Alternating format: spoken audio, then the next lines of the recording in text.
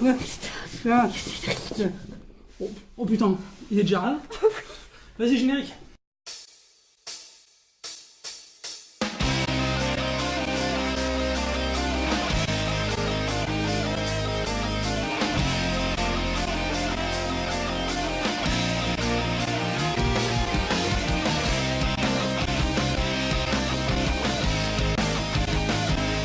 Salut à tous et bonne année avec Edjin TV. Ça arrive en plus. Oh, génial. C'est trop pourri. Bon, c'est vrai que là, excusez-nous, on est un peu fatigué. Moi, j'ai chopé mal aux cheveux là. Je veux dire, à moins que j'ai mis trop de lac peut-être hier soir. Je pense que t'as trop de gel. Ouais, Ils prennent feu, faut attention. que je fasse gaffe. C'est mon côté parce que je le vaux bien. Bon, donc, bienvenue dans Edjin TV numéro 6. Premier podcast de la nouvelle année. On est content de vous retrouver. Ça va, Lily? Oh, ça va. Bon. Après toutes ces fêtes. Oui, oh, bah oui, surtout. Je suis fatiguée. Mais tu crois qu'ils ont vu qu'on a. Non, bon, on verra. Enfin, c'est pas grave, on verra les remarques. Bon, aujourd'hui, on va parler de quoi? Eh bien, dans l'actu. Aujourd'hui, on vous a préparé une actu vraiment super sympa. On va commencer par parler de yokai, les créatures surnaturelles, avec un manfra de Christophe Kurita qui s'appelle l'Encyclopédia Diabolica. On va en dire pas mal de choses. Puis, Lily, toi, tu nous parleras. Je te laisse montrer à la caméra. De Blackbird. Pareil, une histoire de yokai également. Une histoire de yokai, c'est pour ça qu'on a sélectionné les deux. Et enfin, on va parler, pour terminer, du seul manga qui a 3 couvertures. C'est Summer Wars. Alors, Summer Wars, beaucoup peut-être connaissent déjà, puisque l'anime est déjà sorti en juin 2010. Mais là, c'est la sortie du manga, sorti sur la fin de l'année dernière. Ok. 3 couvertures. Ça, c'est pour l'actu. 3 couvertures, ouais, regarde, attends, je vais montrer à la caméra tout de suite. Je ne le ferai pas. Alors, une. Ah. Oui, mais c'est parce que c'est un collector. 2 et 3. Voilà, 3 couvertures. Oh ouais, c'est parce que c'est un collector. 10 euros, 10 euros dans la tronche. Allez, c'est bon. Donc, ensuite, en zoom, on va parler d'une très grosse sortie. C'est toi qui vas en parler largement. Mais oui, de Karigurashi. Non. La sortie. Oui, Karigurashi cinéma, no Arete, ouais. Et la sortie aussi du manga anime de chez Glénat. De chez Glénat, oui, on va insister là-dessus. Voilà. Et dans la rubrique culte, eh bien, on reviendra sur un très très vieux film, mais aussi un très très grand réalisateur. On va s'attarder un petit peu sur lui quand même, parce qu'il a contribué à la renommée du cinéma japonais dans le monde. C'est Akira Kurosawa qui a réalisé Les 7 Samouraïs. Donc on va parler des 7 Samouraïs. Magnifique film, chef-d'œuvre du cinéma mondial. On n'est pas forcément d'accord, mais moi je suis fan. Voilà, on lance l'actu. Allez, c'est parti. Allez, on passe tout de suite à l'actu.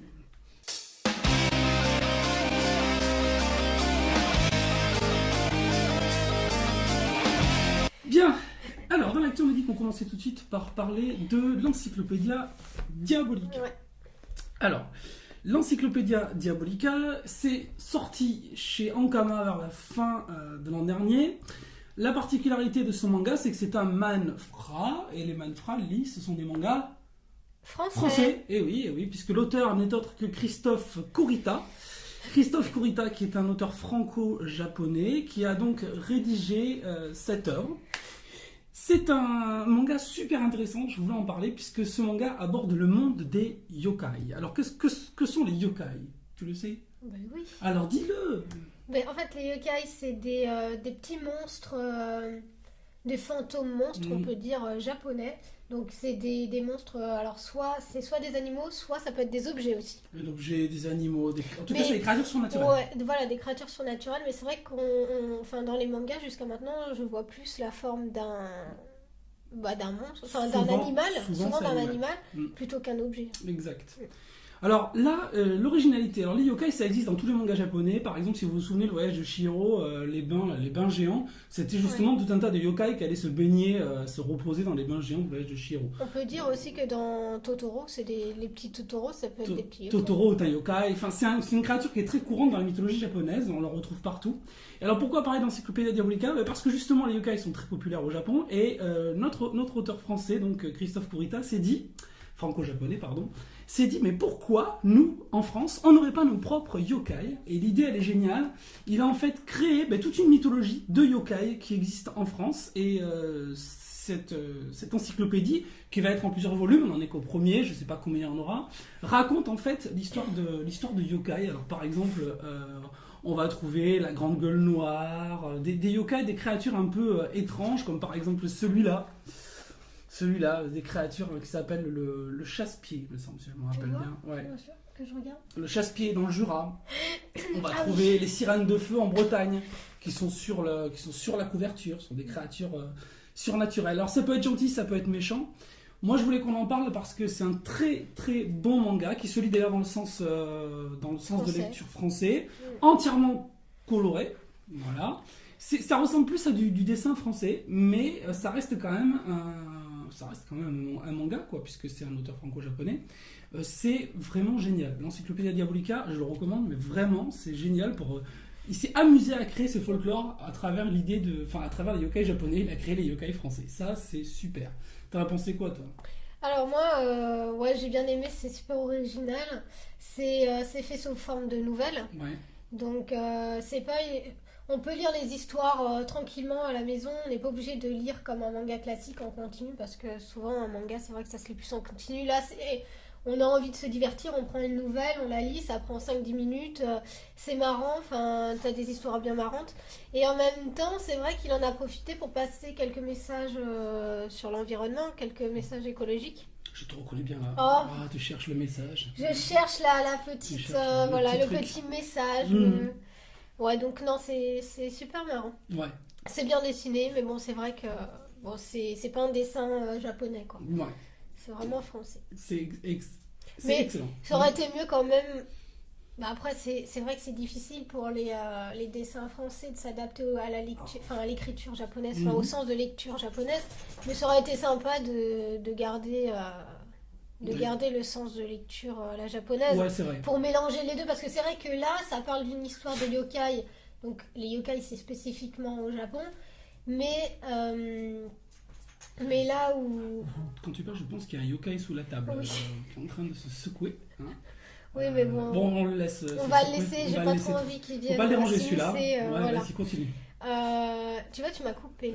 Oui, tu disais, c'est le sens de lecture japonais, ça aurait été bien Oui, de ça aurait garder. été bien de mélanger vraiment, parce que là, c'est vrai que c'est plus à la française. Ouais, c'est l'histoire de yokai japonais, mais c'est plus vraiment écriture française, dessin français. Ça aurait été sympa de mélanger équitablement le Japon avec la France au niveau de ce livre-là. C'est vrai, ça aurait été... ça aurait été sympa. En tout cas, moi, non, j'aime bien. L'idée que ce soit en France, j'aime bien. Okay. Ah oui, ça oui, par contre, oui. Donc, on enchaîne sur... Blackbird. Donc, alors, Blackbird, c'est dans la catégorie... Alors, tu vois, tout est... C'est dans la catégorie des shoujo. C'est écrit par Sakurakuji Kanoko. Et en fait, c'est l'histoire d'une jeune fille, en fait, de 16 ans, qui est poursuivie par des yokai. Justement, donc je vais pas répéter la définition d'un yokai. Et en fait, le jour de ses 16 ans, le jour de son anniversaire, elle apprend que, en fait, les yokai sont des proies. Non, elle est une proie, pardon. Ça fait 2 fois que je fais l'erreur. Elle est une proie pour eux. Ouais, je sais. Et elle apprend en fait que si un yokai boit son sang, il prolonge sa vie. Si un yokai la dévore, il devient immortel. Et s'il l'épouse, alors attention, ça me fait penser à une série télé, un film, il assure la prospérité de son clan. Ouais. Et bien évidemment, il y a un garçon qui va se mêler dans cette histoire, c'est Kyo. Kyo est un jeune homme du même âge qu'elle. Et en fait, c'est un yokai. Donc c'est son amour d'enfance. On apprend par la suite qu'ils sont très amis et en même temps, c'est son premier amour. Et en fait, on sait pas s'il est là par intérêt ou s'il est vraiment là par amour. Donc tout au long de l'histoire, en fait, tout au long des 13 tomes, on en sait un peu plus. Et justement, il y a ce côté un peu suspense qui permet de nous tenir en haleine en se disant est-ce qu'il est là par amour ou est-ce qu'il est là juste par intérêt, quoi. Ouais. Donc c'est un manga en fait qui est sorti chez Pika Édition. Il est composé de 13 tomes et en fait le tome 3 il sort au mois de février. Donc pour ceux qui sont intéressés, il sort, c'est une nouvelle que je viens d'apprendre, il sort au mois de février. Donc c'est un manga en fait que au niveau de l'histoire, j'ai bien apprécié. Par contre, là où j'ai été un peu déçue, c'est côté dessin. ouais, c'est dur, le dessin est pas... Alors, la fille est super bien dessinée, Ouais. mais les hommes sont super mal dessinés. Enfin, moi, j'aime pas. Mm. Justement, je vais montrer une image. Une image, ouais. Moi, j'aime pas du tout. Voilà, particulièrement. Les mecs, je trouve qu'en fait, ils me font penser aux méchants dans Harry Potter. Lord Voldemort. Ouais, regarde, non, mais franchement. Non, j'aime pas. Ouais. Autant sur la couverture, il est super bien dessiné. Mhm. Autant à l'intérieur, j'ai pas aimé sa tête, quoi. Ouais. Voilà. Donc sinon, niveau scénario, bah, franchement, ça tient la route. Moi, ça me fait penser vraiment à Twilight. Oui, alors, vas-y, tu l'as Bah dit. Moi, ouais, je je le l'ai balancerai dit, après. mais Mais bon. c'est bizarre, mais ça... On peut pas dire que l'histoire se ressemble. Enfin, ça se rapproche, mais c'est pas une histoire de vampire. Ouais. D'accord? C'est pas une Ah non, c'est histoire pas une de... histoire de Voilà. vampire. Mais bon, il y a des allusions, sucer le sang... Ouais. un peu un côté monstre, un côté amour avec une humaine, enfin... Ça ressemble pas du tout. Non, mais... Non, mais moi je trouve justement, enfin, excuse-moi, tu voulais dire en gros autre chose. C'est ça pas... Enfin, si, c'est une histoire d'amour entre un monstre et une humaine, mais je sais pas pourquoi c'est pas vraiment une histoire de vampire. Je veux dire, Ah non. par exemple, on a lu ensemble des mangas où c'était vraiment une histoire de vampire, Mhm. mais ça m'a pas fait penser à Twilight. Non, bah, Alors que c'est- c'était vraiment des vampires, c'était une histoire de vampire. Ouais, mais c'est autre chose. Mais non, mais moi, pour moi, c'est Twilight. Hein. Enfin, sauf que là, c'est un yokai Oui. qui est amoureux d'une humaine, c'est exactement pareil. Oui, mais bon, je sais pas, c'est... Tu le recommandes ou pas?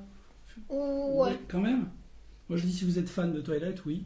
Non, si, non, mais c'est sympa parce qu'il y a une originalité quand même. Enfin, Ouais, il y a une originalité, mais bon, des Non, yokai, je t'en le vois dans tous les recommande. mangas. Non, moi, je suis pas fan. Des yokai, t'en vois dans tous les mangas. Bon, bref. non, moi je trouve que ça tient bien la route pour les Mm. filles qui sont fans de shoujo.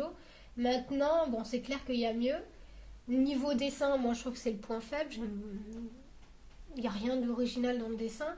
Mais au niveau du scénario, enfin, il y a quand même une originalité, quoi. Enfin, il y a un suspense aussi que tu trouves pas dans tous les shoujo. Mm. T'as des shoujo, je suis désolée, on en a parlé au début, tu te fais un peu chier, quoi. Ouais, là, ça va. C'est pas Là, le pire. enfin, C'est t'as une classique petite pour moi. intrigue, c'est sympa. Genre, je vais pas dire que j'ai vraiment envie de connaître la suite et vraiment envie de savoir si il est là pour se foutre de sa tête ou quoi, mais je prendrai quand même un plaisir à le lire. Bon. D'accord. Moi, j'ai Voilà. pas grand chose à rajouter. Mais enfin, moi, je te Et dis juste ce que pour mon avis. pour Vas-y. noter pour les fans, hein, pour les Mm. fans inconditionnels de la série, Pika a créé un site internet, Ouais. blackbird.pika.fr. Donc il est bien fait le site, on a pas mal d'informations, donc ça peut être sympa aussi. Ouais, pour les femmes, hein, d'accord. Pour les fans, ouais. Il y a pas mal de gens qui ont fait des. Mais moi, je suis quand même des- déçue. Enfin, j'ai quand même envie de mettre ce point, c'est que la couverture est sympa. Moi, quand j'ai acheté ce manga, je l'ai acheté aussi pour la couverture. Moi, ça m'a vachement attiré. Maintenant, le dessin à l'intérieur, il vaut pas la couverture, quoi. Et je suis vraiment déçue parce que il y a des dessins à l'intérieur qui sont sympas, mais à côté de ça, t'as un déséquilibre en fait dans le dessin. Mais ça arrive souvent dans le manga, ça. De toute façon, tu peux avoir des super belles couvertures. Ouais, mais autant là, ça m'a choqué. Là, je me suis dit, purée, le dessin, je pensais que ça allait être mieux, quoi. Au vu de la couverture, je pensais vraiment que le dessin serait de meilleure qualité. Ok. Voilà. Ok. Donc toi, t'aimes pas. Non, moi pas trop. Franchement, je suis pas fan. Mais bon, après, effectivement, je peux comprendre Pourtant, que certains aiment je bien. suis très.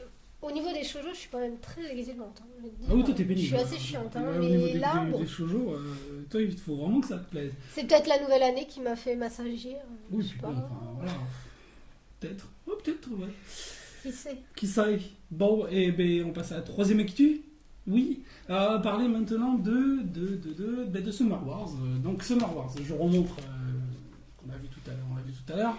Summer Wars, en fait, c'est sorti déjà en juin 2010 l'animé, beaucoup de gens l'ont déjà vu. Là, c'est la sortie du manga. Alors le manga est sorti en 2009 déjà au Japon, en 3 volumes. Et il est donc, moi, franchement, j'ai acheté le manga pour voir, j'ai découvert l'anime après, un petit peu tardivement, et franchement j'adore. Alors, d'abord, les auteurs, qui sont-ils? C'est Ikura, alors je vais essayer de les dire quand même, Ikura Sugimoto et Sadamoto Yoshizuki, voilà les auteurs. Tu dis ouais mais non, mais si, Sadamoto par exemple c'est quelqu'un qui a déjà travaillé, qui est character designer chez Evangelion. Tu sais ce que c'est que les character designers, ceux qui font les Evangelion. personnages, et dans la série des hacks. Donc c'est quand même pas une petite pointure. Et pour revenir sur le long métrage, l'anime qui est sorti donc au mois de juin 2010, c'était Mamoru Osada. Et Mamoru Osada, c'est aussi celui qui a fait déjà La Traversée du Temps, qui est un anime qui a très bien marché. Et également, il a fait le 6e long métrage de One Piece. Bon, ça encore sur le nombre de One Piece qui sortent, il en a fait un. Enfin, voilà. Mais voilà, donc c'est quand même pas c'est des bons auteurs, c'est des gens qui ont quand même maîtrisent bien leur sujet. L'histoire. L'histoire de Summer Wars, pour ceux qui ne connaissent pas et qui voudraient découvrir, l'histoire de Summer Wars, c'est en fait l'histoire d'un lycéen qui s'appelle Kenji, qui est plutôt timide, étonnant, qui est très amoureux d'une fille. Étonnant. Qui est la plus belle fille du lycée, bien sûr, qui s'appelle Natsuki, bien sûr. Et son seul talent, c'est qu'il est en fait super doué en mathématiques. Super doué en mathématiques et doué en informatique. Donc en fait, il est affecté pendant l'été à la maintenance d'un système informatique qui s'appelle OZ. Et le système informatique OZ ressemble quand même... C'est Internet, mais ça ressemble très très largement à Second Life. Ah ouais, moi c'est ça m'a vraiment fait Second Life, ça. Mais en énorme. C'est un Second Life qui serait beaucoup plus grand, c'est-à-dire avec toutes les administrations qui sont connectées dessus. Enfin, en gros, imaginez un réseau mondial, mais qui sont encore plus performants, plus énormes que Second Life.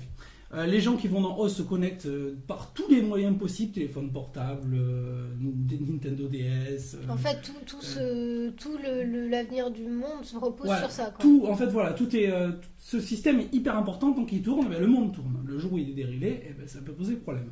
Alors justement, le héros qui s'appelle, le héros Kenji, donc, va se retrouver en fait. Rien à voir, au départ, il va être invité par la jolie Natsuki, il va être invité en fait à l'accompagner à l'anniversaire de son arrière-grand-mère. Et à l'anniversaire de son arrière-grand-mère qui va se passer à Nagano, au mois de juillet 2010, au milieu des montagnes des Alpes japonaises. D'ailleurs, je suis pas d'accord, hein, parce qu'ils disent qu'il fait super beau à Nagano en juillet 2010. On y était en juillet 2010, c'était tombé des cordes, c'est le trou du cul de l'île, hein, cet endroit-là, faut le dire franchement, il tombe tout le temps. Bon, voilà, il faisait beau. Dans le manga, il fait beau. Donc on s'y retrouvait, ils vont se retrouver là-bas à Nagano pour fêter l'anniversaire de la grand-mère. Elle va le faire passer pour son petit ami, chose à laquelle il ne s'attend pas du tout, pour faire plaisir à son arrière-grand-mère. Et en même temps, en fait, Oz va se retrouver hacké, piraté. Et lui va être, sans raconter toute l'histoire, va être obligé de lutter avec toute la famille de Natsuki pour essayer de résoudre ce problème de piratage de Oz. Alors via son intelligence des maths et sa logique, ils vont essayer de s'en sortir. Alors ce qui est sympa, moi je trouve dans ce manga, c'est qu'en fait il y a un mélange sans arrêt entre le virtuel et le réel. On a des personnages virtuels et des personnages réels qui sont mélangés sans arrêt, puisque chaque personnage réel dans l'histoire a son avatar dans Oz, et donc on a souvent des allers-retours entre Oz et le monde réel. Ça c'est vachement sympa. Ce qui est aussi très sympa, qui n'a rien à voir avec Oz, c'est un manga qui est bourré d'action, et les personnages sont tous super riches. La famille de Natsuki, c'est une galerie formidable de personnes, les grands-parents, les oncles, les tantes, ils ont tous une personnalité, ils ont tous un rôle à jouer dans l'histoire, et c'est vraiment excellent. Moi j'ai beaucoup ri, j'ai trouvé l'action géniale. J'ai trouvé le mélange virtuel-réel génial, les avatars super bien dessinés, ça rappelle un peu Digimon, mais c'est normal puisque apparemment la partie avatar a été faite par des concepteurs de Digimon, donc la partie virtuelle, donc c'est pas trop un hasard, là je parle de l'animé. Et le manga est vraiment de très bonne facture aussi, donc franchement, Summer Wars c'est un énorme coup de cœur, franchement j'ai bien aimé. Toi, Summer Wars? Alors le manga, j'ai pas super bien accroché. Je me suis un peu ennuyée dans le manga. Je trouve que l'histoire elle est longue à venir. Et quand elle vient, quand j'étais intéressée, ça a duré 5 pages. C'est au moment là où ça m'a vraiment pris en haleine, c'est quand justement il ose pirater. Et que là, justement Kenji essaye de trouver qu'est-ce qui s'est passé, quel a été vraiment le problème. Là, je me suis dit, ouais, il y a une intrigue, ça va être sympa. C'est la fin du tome 1, ça, et après, vraiment, l'action se lance. Oui, c'est la fin, mais c'est pas vraiment la fin, c'est... Si, c'est quasiment la fin. Oui, mais il se passe des trucs après, quand même. Il se passe des trucs après, et justement, ce qui se passe après...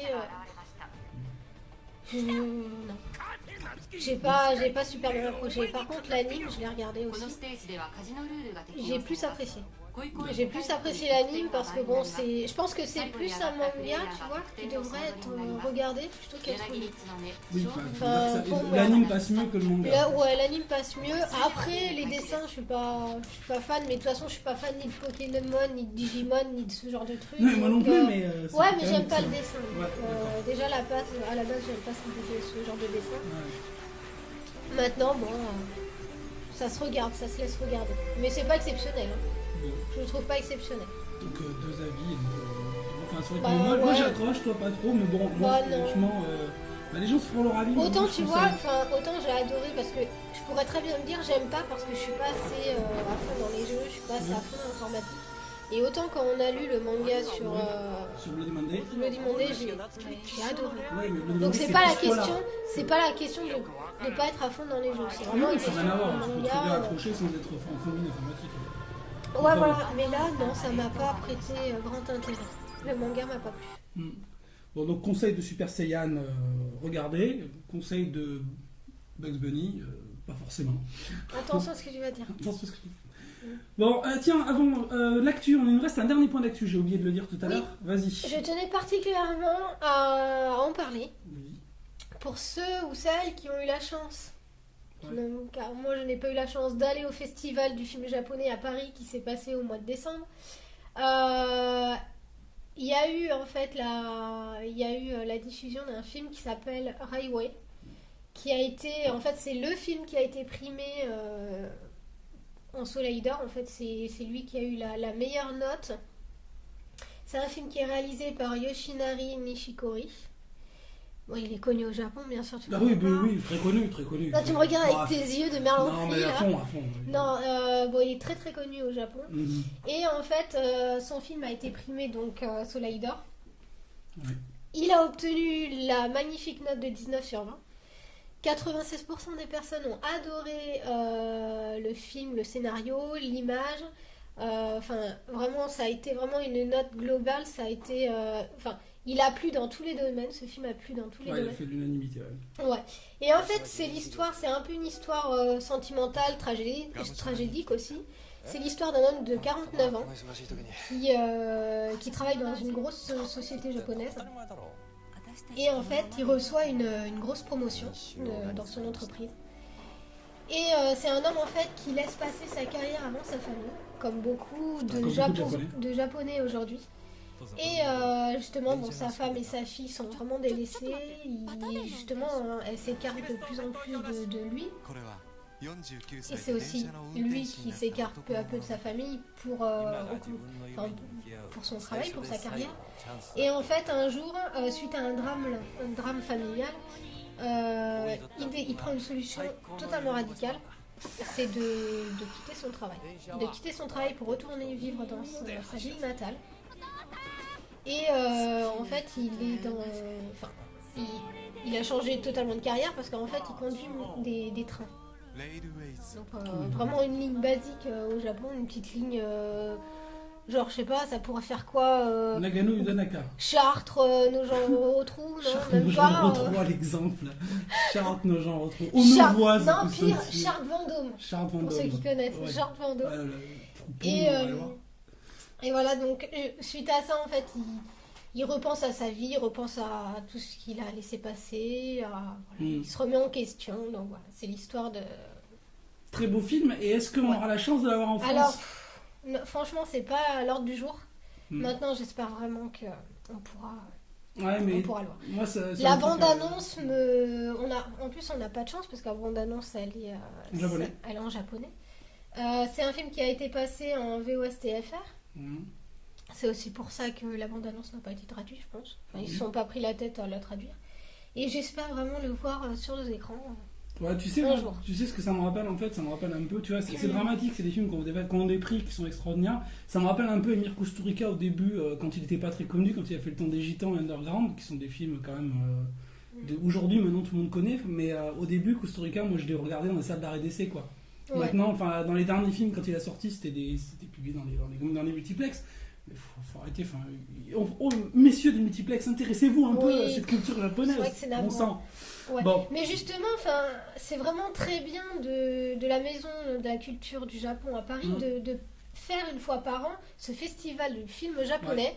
Ça permet au public, parce que c'est le public qui note, qui donne son avis sur les films, c'est grâce au public qu'il a obtenu cette note, donc je pense vraiment, tu vois, que c'est un film qui peut plaire vraiment à un large public. Et justement, c'est super sympa de nous faire découvrir cette culture cinématographique du Japon, quoi. Oui, oui, parce qu'il n'y a pas que les grands hyper connus. Voilà. Ok, donc on a fini sur la rubrique Actu. On lance la rubrique Zoom. Allez, attention, on lance Zoom.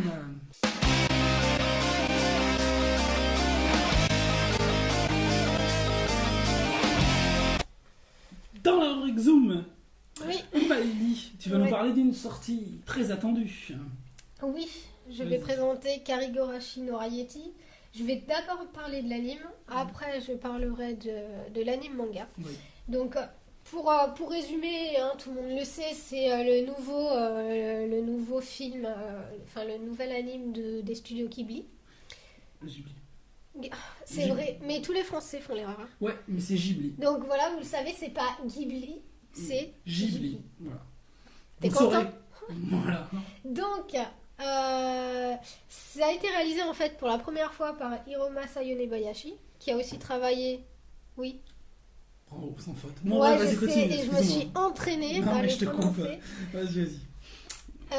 Oui, donc Yonebayashi. Voilà, qui a justement contribué à pas mal de films d'animation pour le studio Ghibli.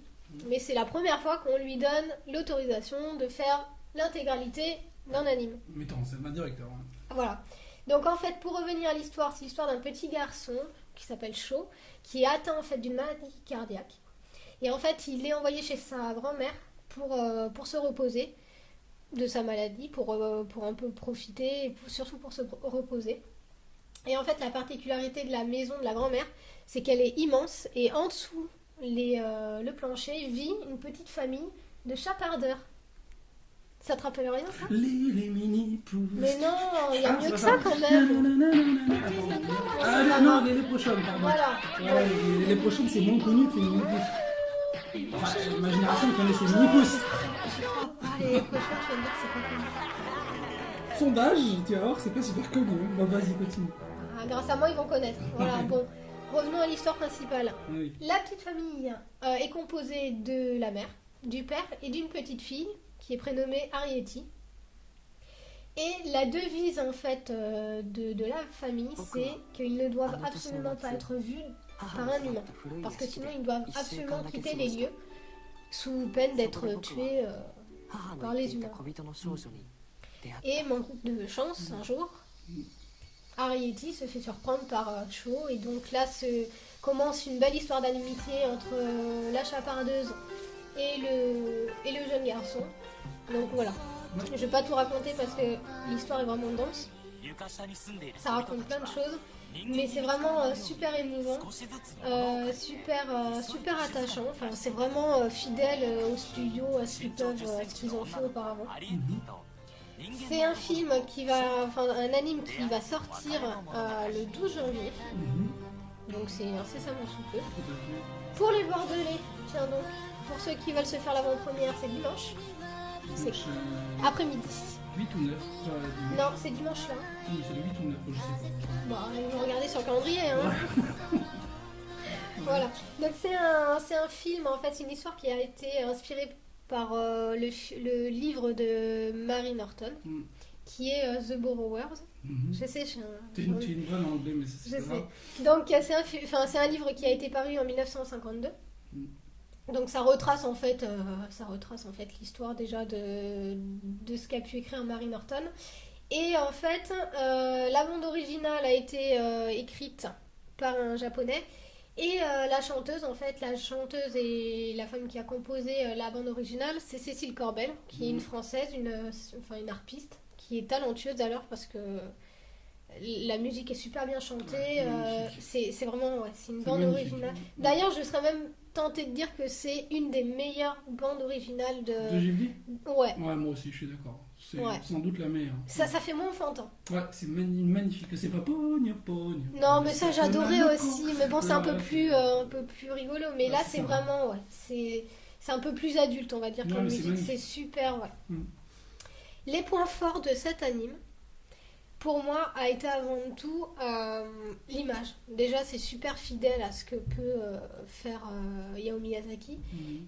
Particulièrement, la grosse particularité que je trouve par rapport aux autres, c'est qu'il mélange les deux styles. Alors, il y a le style Ponyo Totoro, il y a le style aussi Voyage de Chihiro et surtout la princesse Mononoke. Oui, bah c'est Yonebayashi. Hein, et là, ça mélange les deux styles. C'est parce que la petite fille, elle fait un peu plus... ado. Un peu plus ado, ça fait moins enfantin.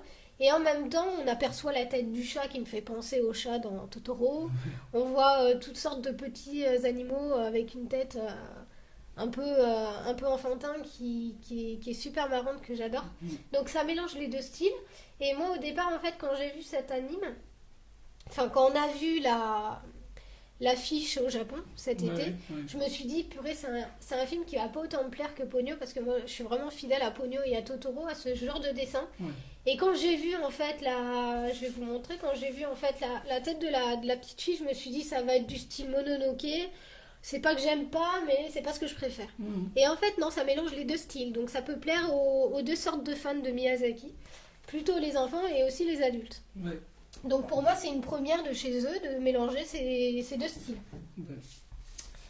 Un petit point faible, vraiment un tout petit, hein, vraiment pour chercher la bête. Voilà, c'est au niveau de la fin de l'histoire qui m'a un peu... je suis restée un peu triste ou nette, parce que c'est vrai que Miyazaki a l'habitude de faire une fin ouverte. Et là, je trouve que j'avais envie de connaître vraiment la fin, quoi. Tu vois, tu penses que c'est pas, ça aurait pu être une fin un peu plus ouverte, moins ouverte justement. Moins ouverte, ouais. Une fin qui écrite quoi, vraiment la fin. Là, c'est vraiment la fin ouverte, donc il peut se passer tout ce qu'on peut imaginer quoi. Donc voilà. Ouais, moi ce que je retiens sur juste, bon, je vais pas revenir sur tout ce que tu as dit parce que c'est, je suis d'accord avec tout. Je retiens juste que c'est quand même au sein des studios Ghibli, c'est un peu un passage de témoin. Je pense que c'est Miyazaki qui passe la main à Yonebayashi. Si, je pense que c'est ça se dit quand même. Hein. Ouais, mais justement, il y en a qui disent que Goro Miyazaki n'est pas forcément à la hauteur de toute façon, on va le savoir très vite parce que le prochain anime, ça va être lui. Donc ça va se jouer entre les deux. Maintenant, je voulais juste parler justement du livre que va sortir Glénat, qui va sortir le 5 janvier. Donc c'est marrant parce que ça sort avant le film. Je trouve ça un peu bizarre. Non, c'est pas gênant. Non. J'aurais laissé la sortie nationale. À une semaine près.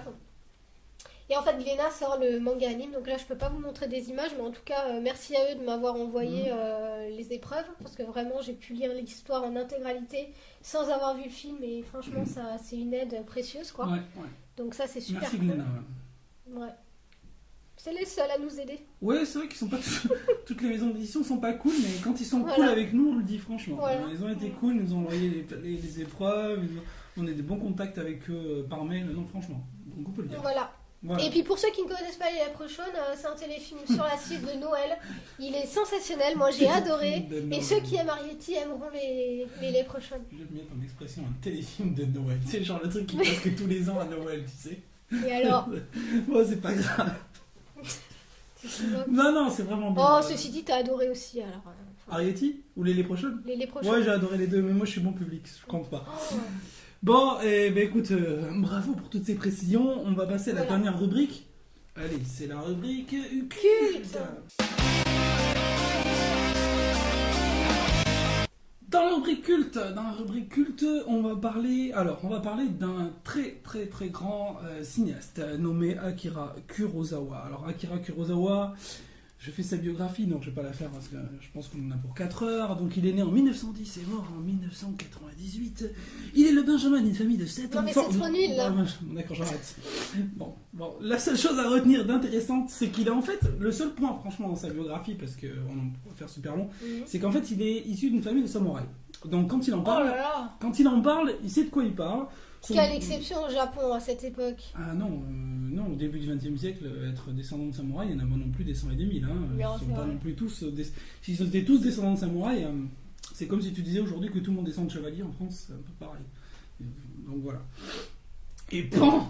Ah, ça va, je suis pas prof d'histoire, moi. Moi non plus. Alors, donc, on passe. Alors, donc, Akira Kurosawa. Akira Kurosawa est sans doute un des plus grands réalisateurs du XXe siècle. Moi, j'ai Ouais. pas peur, j'ai pas Alors, peur de qu'est-ce le qu'il a dire. fait, à part ça? Alors, non, mais je vais y venir. Ce qui est intéressant, c'est que on peut classer ces films en deux genres. D'abord, les films qui parlent de la société humaine. C'est pas ceux-là auxquels je vais m'intéresser aujourd'hui. C'est par exemple Rêve, où je suis enragé. Rêve, par exemple, c'est très intéressant sur l'environnement, sur des choses comme ça. Il aborde des choses vraiment très riches. Et puis, il est plus connu pour son deuxième genre de film qui s'appelle les Jidaigeki. Les Jidaigeki, ce sont des films de genre au Japon très populaires ce sont des films de samouraï, tout simplement. Des films qui racontent l'histoire de samouraï. Alors parmi les films de samouraï qu'il a fait, il y a Ran, donc assez connu, mais il y en a un qui est encore plus connu, qu'il a fait connaître au niveau du grand public, qui a eu moult récompenses, qui s'appelle Les 7 samouraïs. 7 samouraïs, qui est d'ailleurs un film tellement connu qu'il a même fait l'objet d'un remake. Peut-être que certains d'entre vous se rappellent de leur petite enfance, justement en film de Noël, quand ils ont regardé Les 7 mercenaires, un remake western. C'est le remake texto des 7 samouraïs, hein, c'est la même chose, sauf que c'est transposé aux États-Unis. Alors, je vais aller assez vite pour raconter un petit peu Les 7 samouraïs. Film de 1954. Pour moi, c'est un film culte. Ça raconte, l'histoire est très très simple. Ça raconte l'histoire d'un village de paysans qui est harcelé par une bande de voleurs.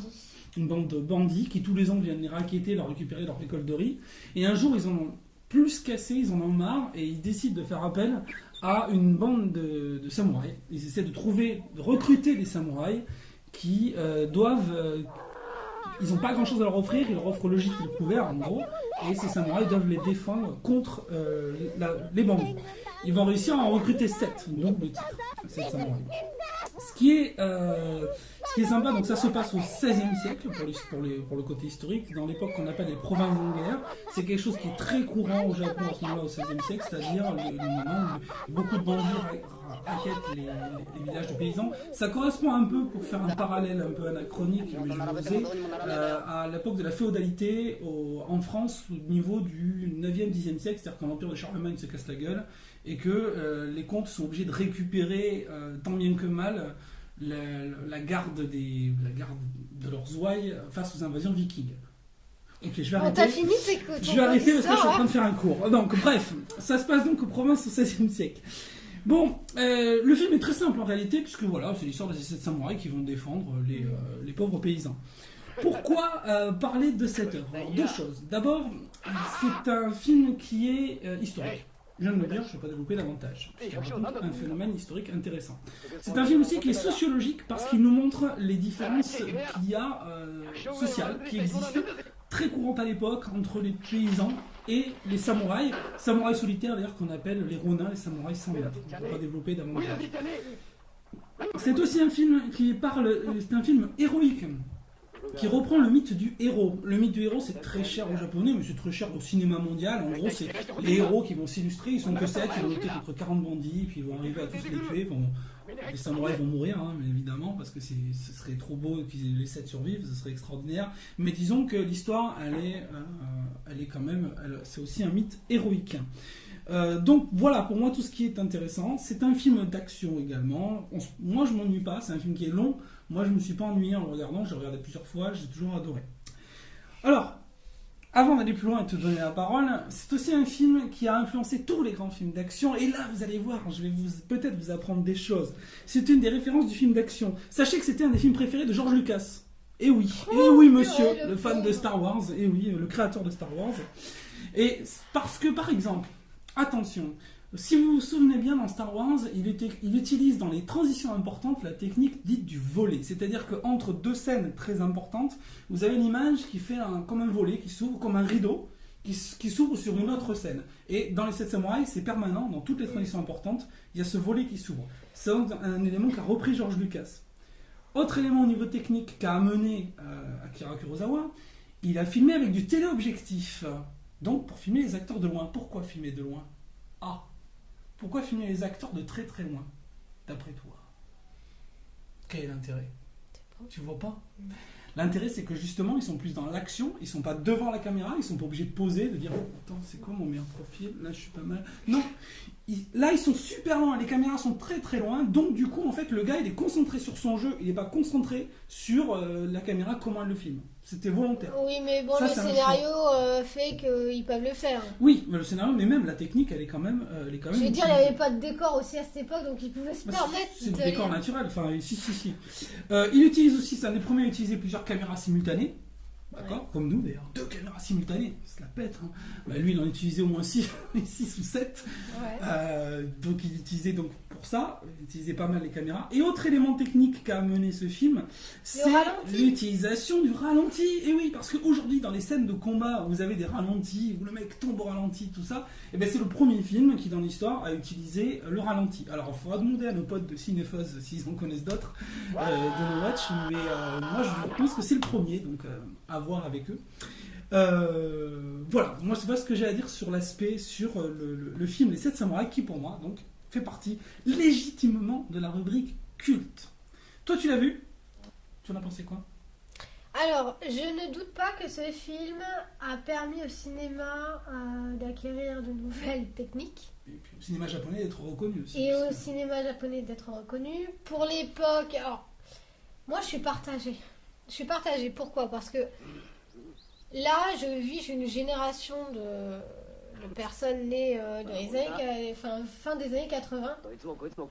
Et, comment expliquer? Je peux pas... Je me sentirais mal de critiquer un film sorti en 1900... combien t'as dit? 54. 54. Parce que bon, c'est pas les mêmes techniques, ils avaient pas les mêmes moyens. J'aurais du mal à critiquer méchamment ce film. Maintenant, le regarder de nos jours, je me suis fait chier. Je suis désolée. Ah ouais, j'ai le mal. Ah mais il y en a qui vont me détester. Hein, Non, mais je bon, le sais. jetez-lui les tomates, quoi. Faites quelque chose. Mon Dieu. En même temps, c'est vrai, je doute pas qu'il a inventé quelque chose grâce à ce film. Non mais c'est pas possible, Vas-y, quoi, j'y continue, crois non, pas. continue. Avec une bouteille de vin en plus, ça ressouille, va. Vas-y, je laisse le lapin tranquille finir son speech. Oui, donc Faire un je petit reviens. civet ce soir. Je peux pas critiquer. Je Oui. peux pas critiquer méchamment parce que j'ai pas aimé. Maintenant, c'est normal. Enfin, je dirais presque que c'est normal avec tout ce qui sort en ce moment au cinéma. J'aurais du mal à dire oh j'adore, c'est génial, les effets spéciaux sont magnifiques, l'image est super belle. Ah non, mais c'est sûr. C'est en noir et blanc, mais pourquoi pourquoi il y a de la couleur? C'est tellement bien en noir et blanc. Tu vois ce que je veux dire? J'aurais du mal à critiquer un film qui est sorti il y a très très longtemps. Maintenant, je suis pas fan du noir et blanc non plus. Je suis née, il y avait déjà de la couleur. Enfin voilà, avant. T'es né, il y avait déjà des couleurs. T'es pas né pendant le RTF, toi. Oh, ça va, arrête de me taquiner. Non, mais voilà, je pense sincèrement qu'il a apporté beaucoup de choses au cinéma. C'est très bien, c'est fabuleux. Heureusement qu'il était là d'ailleurs. Ah ouais, parce que sans lui, ça a fait Voilà. vraiment. Maintenant, c'est vrai que peut-être que si je regarde un autre film, j'en ai regardé qu'un de lui. Hein, Faudrait que tu regardes Ran parce qu'il est plus récent. Et il est en couleur. Voilà. Ah bah tu vois, pourquoi tu me l'as pas dit avant? Donc non, moi j'ai pas aimé, mais bon, c'est normal, on va dire. Non. Bon, bah, c'est ton droit surtout. C'est mon droit. C'est ton droit, Voilà. ton droit. C'est pour ça qu'on débat justement. Tu as Voilà. le droit de dire pourquoi tu n'aimes Je pas. sens qu'on va me haïr. Non, mais bon. On va me détester. Vous pouvez ne pas aimer les 7 samouraïs, mais pour moi, ça fait partie quand même des. De là à dire que c'est peut-être un chef-d'œuvre pour le moment, mais enfin pour l'époque, je veux dire. Ça restera un chef-d'œuvre. Pour l'époque. Parole de Super Saiyan. Aujourd'hui, est-ce que c'est un chef-d'œuvre? Oui. Pour Parmi moi. tout, parmi Avatar, parmi Arrietty, parmi les léprechaunes. Bon, oui, parmi les prochaines. Bientôt, tu vas me citer Plus belle la vie, non? Oh. Non, d'accord, on va arrêter là. Non, mais voilà. Bon, mais de toute façon. Je me suis ennuyée, c'est super long. En plus, regarder un C'est- film de 3 heures quand on n'aime pas, c'est horrible. C'est très très long. Bon, bah écoutez, bah voilà, on a fini. On a fini. Bah merci pour avoir suivi ce super long podcast. Je crois que là, on a fait pour la nouvelle année, on a dû Bah faire ouais, super écoute. long. Bah, on a pris du retard aussi, figure-toi. Oui, cher on a ami, pris à du cause des retard, il y a un fêtes. yokai sous la table, vraiment, j'ai eu du bazar. Donc, du coup, on vous remercie de nous avoir suivis. On vous dit rendez-vous au prochain Gaijin TV. Sayonara. Bonne année! Bonne année. 今日一番ハッピーだった人は誰ですかそう尋ねられても誰もわからないけれど世界で今日一番ハッピーだ Maintenant, tu peux ranger les bouteilles. De toute façon, ça apparaîtra pas au montage. Vas-y, et je t'avais dit, on va passer en explicite sur iTunes avec des conneries pareilles. C'est bonus, c'est ça?